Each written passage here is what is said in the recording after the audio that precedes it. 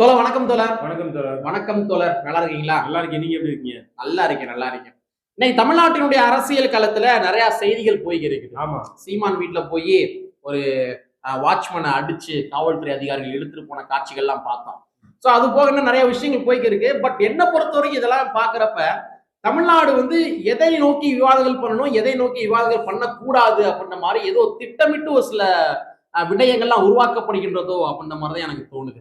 ஏன்னா நேற்றைய தினத்துல விடுதலை சிறுத்தைகள் கட்சி நிறுவனர் முனைவர் தொல் திருமாவளவன் அவர்கள் 2026க்கான ஒரு மிகப்பெரிய ஒரு செய்தியை போட்டு உடைச்சிருக்கிறார்.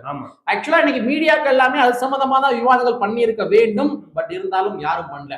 அதாவது விடுதலை சிறுத்தைகள் கட்சி நிறுவனர் முனைவர் தொல் திருமாவளுடைய நெகட்டிவ் பாயிண்ட்ஸ் ஏதாவது இருந்துச்சுன்னா விவாதங்கள் பண்ணுவாங்க. அவரை எப்படியா டிமெரிட் பண்ணணும் அப்படின்ற காரணத்துக்காக. ஆனா ரொம்ப ரொம்ப முக்கியமான ஒரு பாயிண்ட் சொல்லியிருக்காரு. ஆனா அது சம்பந்தம் விவாதங்கள் பண்ணவே இல்லை. சரிங்களா? சோ அது என்ன மேட்ரு அப்படின்றத இந்த காணொலியில நாம விவாதங்கள் பண்ணிடுவோம். சரிங்களா? நண்பர்கள் அனைவருக்கும் உரிமைக்களம் மலைக்காட்சியின் சார்பாக இனிய வணக்கம். நாங்க இப்படி வந்து பார்த்துட்டோம். இனி ஜென்மத்துக்கும் எங்களால குனிய முடியாது. அதனால நாங்க சண்டை போட போறோம். தோழர், நேற்றைய தினத்துல விடுதலை சிறுத்தைகள் கட்சியுடைய நிறுவனர் முனைவர் தொல் திருமாவளவன் அவர்கள் தர்மபுரியில அரூர் பகுதியில போய் ஒரு பொதுக்கூட்டத்துல பங்கேற்றிருக்காரு. ஆமா. அது பொதுக்கூட்டம் மாதிரி கிடையாது. ஆக்சுவலா ஒரு மாநாடு மாதிரி இருந்துச்சு. அதனுடைய வீடியோ கிளிப்பிங் கூட லைட்டா காட்டுறேன். ஒரு மாநாடு மாதிரி இருந்துச்சு. அந்த அளவுக்கு மக்கள் வெள்ளத்துல ஒரு நீந்தி வர்ற மாதிரிதான் இருந்துச்சு. ஒரு மிகப்பெரிய ஒரு பொதுக்கூட்டம். அந்த பொதுக்கூட்டத்துல ஒரு 2 விடயங்கள் பதிவு பண்ணாரு. அந்த 2 விடயங்கள் தான் என்ன பொறுத்த வரைக்கும் உள்ளபடியே மக்களுக்கு தேவையான விவாதங்கள். 2026 நோக்கி இது மையப்படுத்த நம்ம விவாதங்களை மேற்கொண்டிருக்கணும், டிபேட் பண்ணிருக்கணும். ஆனா மேக்சிமம் யாரும் பண்ணவே இல்லை. அந்த 2 விடயங்கள் என்ன அப்படின்னா, அதுல முதல் விடயம், காலாவதியான நடிகர்கள் கடைசியில அரசியலுக்கு முதல்வர் கனவோட வர்றாங்க அப்படின்ற மாதிரி ஒரு விஷயத்த பதிவு பண்றாங்க. இத பத்தி நீங்க என்ன நினைக்கிறீங்க? எனக்கு ஒரு சில பாயிண்ட்லாம் இருக்குது, அதை நானும் பதிவு பண்ணிடுறேன். அதாவது காலாவதியான நடிகர் அப்படின்றத பாக்குற பொழுது அண்ணன் திருமா அவர்கள் விஜய் கட்சி ஆரம்பிக்கிற பொழுது ஒரு செய்தியை பதிவு செய்தார். என்ன செய்தியை பதிவு செய்தார்னா, ஏறக்குறைய பல கோடி சம்பளம் வாங்கக்கூடிய ஒரு நடிகர். புரிஞ்சுங்களா? பல கோடிகள். கரண்ட் அப்டேட்ல அதை மென்ஷன் பண்ணாரு. ஆமா, கரண்ட் அப்டேட்ல ஒரு சூப்பர் ஸ்டாரா இருக்கக்கூடிய ஒரு நடிகர்.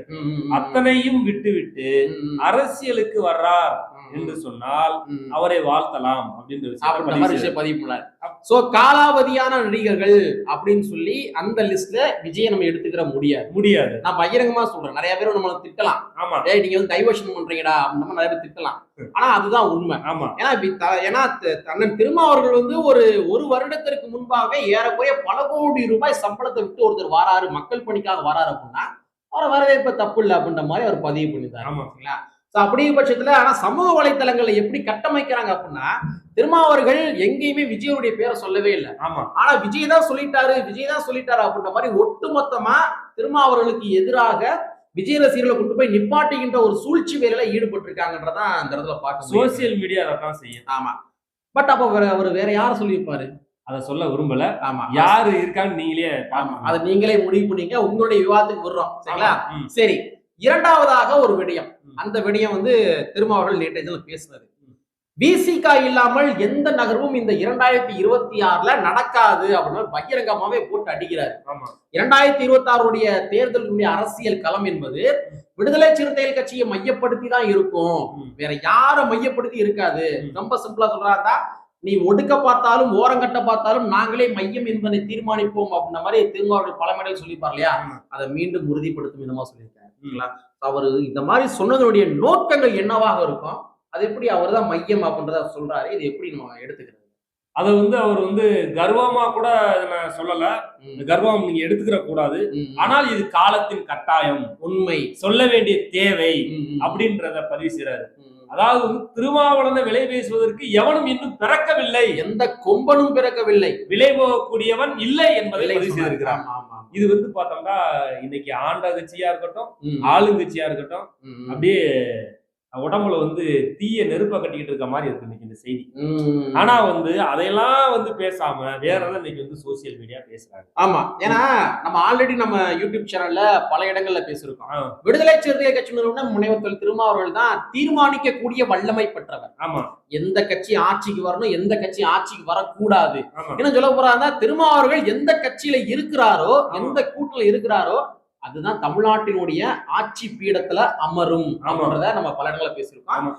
2016 கூட அதைத்தான் நமக்கு உறுதிப்படுத்துச்சு. ஆமா தோழர், 2016 ஒரு டேட்டா உருவாச்சு. அதாவது பார்த்தோம்னா திமுக அன்னைக்கு ஆட்சிக்கு வந்திருக்க வேண்டிய பிரசாந்த் கிஷோர், ஆதவ் அர்ஜுன் போன்றவர்கள் ஒர்க் பண்ண டைம். ஆமா, இன்னைக்கு ஆனா பிரசாந்த் கிஷோரையும் ஆதவ் அர்ஜுனையும் இழிவாக பேசுகின்ற காட்சிகள்லாம் பாக்குறோம். ஏன்னா யார் யாரெல்லாம் யூஸ் பண்ணாங்களோ அவங்களே அவங்களை அவதூறு பரப்புற காட்சிகள்லாம் பாக்குறோம். இதையே சொல்றேன் அப்படின்னு பார்த்தோம்னா 2016 திமுகவுடைய நிலைப்பாடு என்ன, 2011 திமுக நிலைப்பாடு என்ன, 2014 நிலைப்பாடு என்ன அப்படின்னு பார்த்தோம்னா இப்பெல்லாம் அண்ணன் திருமா திமுக கூட்டமா இருக்கிறாரு. அந்த இதை டேட்டாவை எடுத்துக்கவே கூடாது. இதை முதல்ல ஊடகவியலாளர்களுக்கு சொல்ல கடமை. 2011 2014 தேர்தலில் ஏன் எடுத்துக்க கூடாதா, லட்சக்கணக்கான ஈழத்தமிழர்களுடைய படுகொலை நடந்துச்சு, அதனுடைய எமோஷனல் அது வெளிப்பாடு. அதை எமோஷனல் ஒரு சம்பவம் நடக்கிற நம்ம டேட்டாவை வச்சுக்கிற கூடாதுன்றத சொல்றேன். அதன் பின்னாடி நடந்த ஒட்டுமொத்த தேர்தல் 2016 நடந்த தேர்தல் திமுக ஆட்சி வர வேண்டிய தடுத்தது திருமா.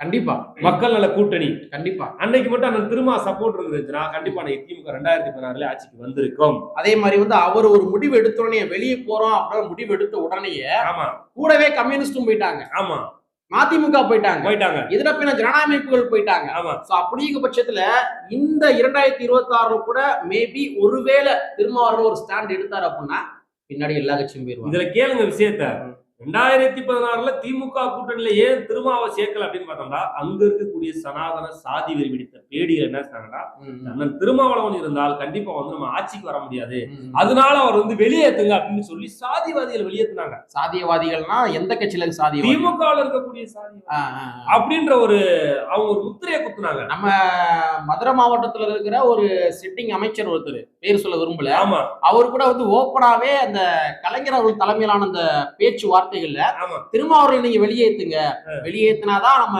கட்சி ஜெயிப்பதற்கான வாய்ப்புகள் இருக்குது அப்படின்ற மாதிரி பகிரங்கமே சொன்னாரு. அவர் அந்த அமைச்சர் சொல்றாரு, அவர் சொல்றத எல்லாருமே வழிமொழிகிறாங்க. சாதியவாதிகள் வழிமொழிகிறாங்க.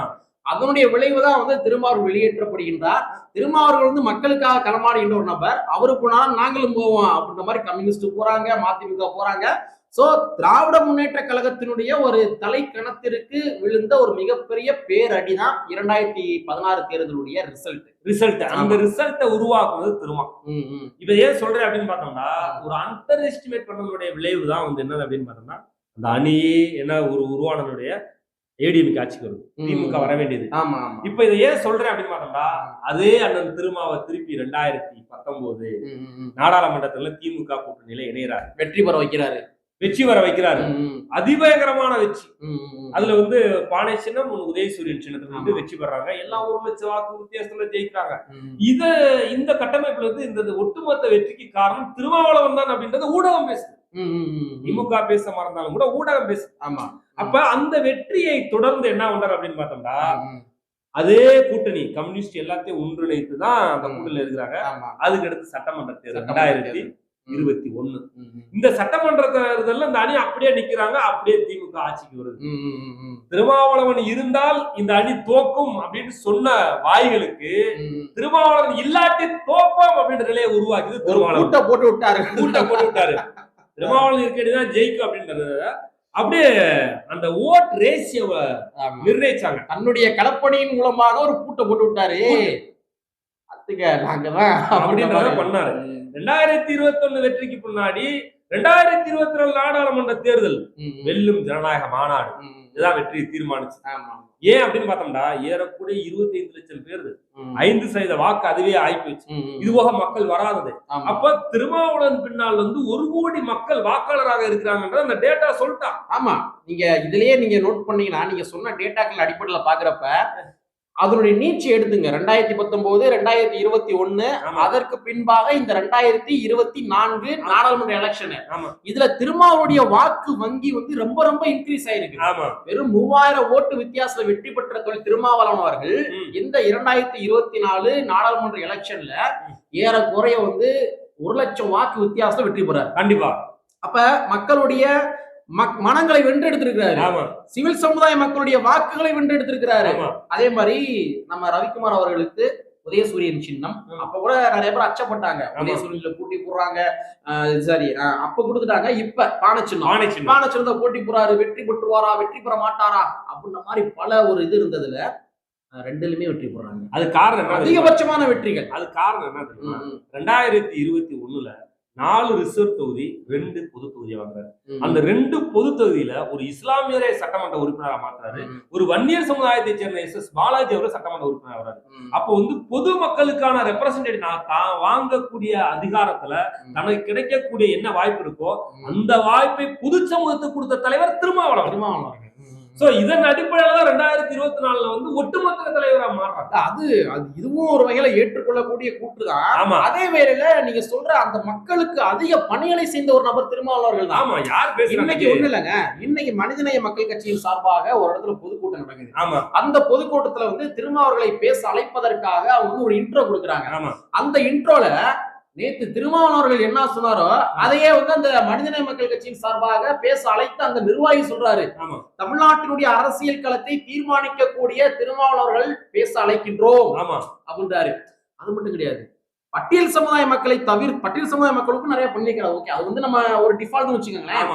இது போக வந்து பொது சமுதாய மக்கள் சொல்றோம் இல்லையா, அவங்க மருத்துவ மத்திய தொகுப்புல ஓபிசி மக்களுடைய இடஒதுக்கீடு மோடி அரசாங்கம் எடுத்த பொழுது அதை கேட்க வேண்டிய இடத்துல இருக்கிற இந்த ஓபிசி அமைச்சர்கள் அமைதியா இருந்த பொழுது திருமாவளவர்கள் தான் பார்லிமெண்ட்ல பேசினாரு. திருமாவளவர்கள் தான் போராட்டம் பண்ணாரு.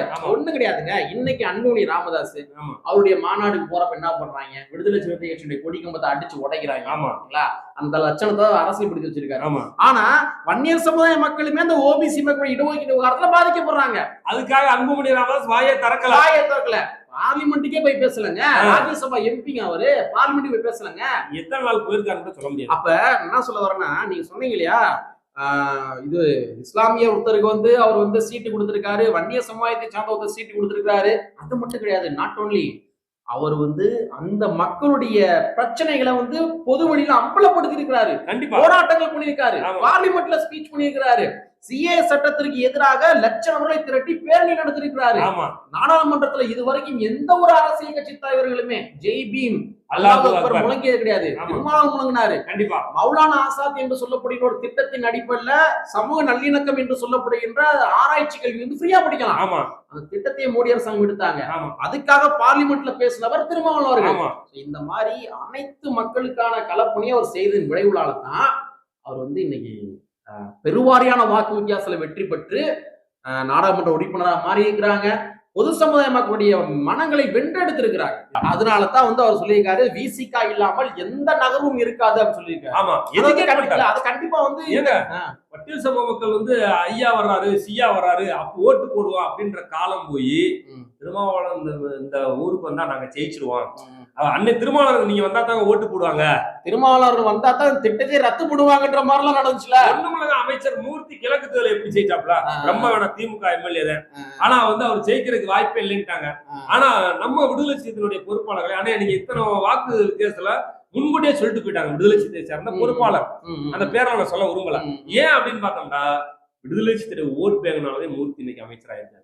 விடுதலை சிறுத்தை ஓட் பேங்கினாலே சோழவந்தான் சட்டமன்ற தொகுதியில வெங்கடேஷ் ஜெயிச்சாரு. ஏன் அப்படின்னு பார்த்தோம்னா இது வந்து ஏடிஎம்கே தொகுதி. சோழவந்தான் தொகுதி வந்து காலங்காலமா ஏடிஎம்கே தொகுதி. மூர்த்தி 1500 ஓட்டுலாம் ஜெயிச்சாரு. அவ்வளவு டஃப்பான தொகுதியில சோழவந்தான் சட்டமன்றத்துல ஜெயிச்சது வெங்கடேஷன் எப்படி சொன்னா விடுதலை சிறுத்தை ஓட் பேங்க் தான். அது மாதிரி தமிழ்நாடு முழுவதும் 100க்கு மேற்பட்ட சட்டமன்ற தொகுதியை தீர்மானிக்கக்கூடிய சக்தி விடுதலை சிறுத்தைகள் திருமாவளவன் தான். வந்து விசிகா இல்லாமல் எந்த நகரும் இருக்காது. 2026ல டிட்டர்மினேஷன் தீர்மானிக்கக்கூடிய ஒரு வல்லமை பெற்ற கட்சி அது விடுதலை சிறுத்தை கட்சி. விடுதலை சிறுத்தை கட்சி வந்து எந்த கட்சியில வந்து கூட்டணியில இருக்கிறாங்களோ அந்த கட்சி தான் வெற்றி பெறும். அதுதான் வந்து நம்ம சொல்ல போனோம்னா 2016க்கு பிறகு அவருடைய காலம். திருமாவின் காலம் 2016 எழுதப்பட்ட காலம் 2020 10 ஆண்டுகள் ஆகிவிட்டது. இன்னும் 10 ஆண்டுகள்ல நிறைவு வரக்கூடிய 2026ல கண்டிப்பா விடுதலை சிறுத்தைகளுடைய குறைந்தபட்ச செயல் திட்டம் கூட்டாட்சி தத்துவம் என்பது மேல பேசுறோம். அந்த கூட்டாட்சி தத்துவம் மாநிலத்திலே கொண்டு வருவார் அப்படின்றதான் அவருடைய கான்செப்ட். இன்னைக்கு பல்வேறு வகையான தரவுகள் விவாதங்கள் பண்ணியிருந்திருப்போம். உள்ளபடியே இந்த மாதிரி தரவுகள் தான் விவாதங்கள் பண்ண வேண்டும். ஆனா தமிழ்நாடு ஒரு திசை மாறி சம்பந்தம் இல்லாத விஷயங்கள்லாம் பேசுறாங்களோ அப்படின்ற மாதிரி தோணுது. இல்ல இந்த மாதிரி விவாதங்கள் எல்லாமே திட்டமிட்டு உருவாக்கப்படுகின்றதா அப்படின்ற மாதிரி தோணுது. இது எல்லாமே பிரதான பிரச்சனை ஒண்ணு இருக்கிறப்ப, பிரதானமாக விவாதிக்கப்பட வேண்டிய விஷயங்கள் இருக்கிறப்ப ஏதோ சம்பந்தமே இல்லாத சில விவாதங்கள்லாம் போய்க்கு இருக்குது. சோ அதனை புறந்தள்ளுவோம் என்பதை கூறிக்கொண்டு விவாதிக்கப்பட வேண்டிய விடைகளை விவாதிப்போம். யார் நம்மள மடை மாற்றினாலும் கூட எதை விவாதிக்கணுமோ அதை விவாதிப்போம். எது தேவையோ அதை பேசுவோம் என்பதை கூறிக்கொண்டு கற்பியொன்று புரட்சி செய்யும் புரட்சி வரியை கூறிக்கொண்டு நிறைவு செய்கிறோம். நன்றி, வணக்கம்.